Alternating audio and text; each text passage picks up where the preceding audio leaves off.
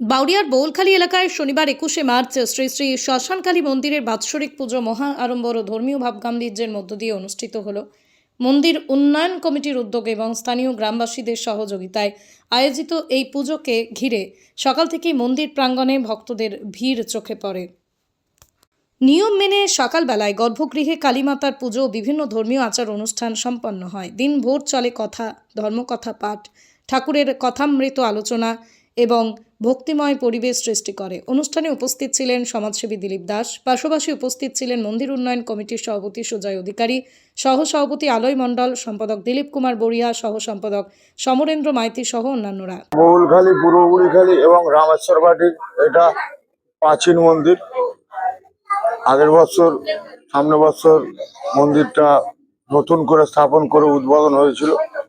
আজকে এই বাৎসরিক উৎসব, এই বাৎসরিক উৎসব সমস্ত গ্রামের মানুষ এক হয়ে উৎসাহিত হয়ে মায়ের পুজো আরাধনা, পুজোর যে রীতি মেনে সেই পুজোটা হয় এবং সুন্দরভাবে পরিচালনা করে এই মন্দির কমিটি।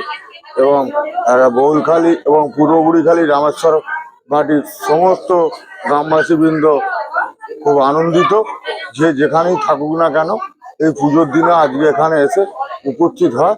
মা খুব জাগ্রত, সেই উদ্দেশ্যে সুখ শান্তি সমৃদ্ধির জন্য এই বাৎসরিক উৎসবটা করে থাকে। করার জন্য মন্দির কমিটিকে অসংখ্য ধন্যবাদ জানাই।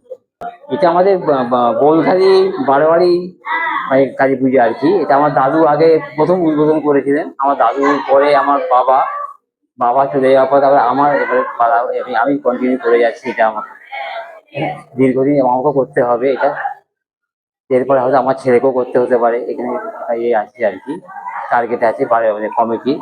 তারপর আমার যে পিসি ছিল আমার দাদা, তিনি প্রথম থেকে সাথ দিয়ে আসছেন। আমাদের দক্ষিণামূর্তির রূপে পুজো হয়।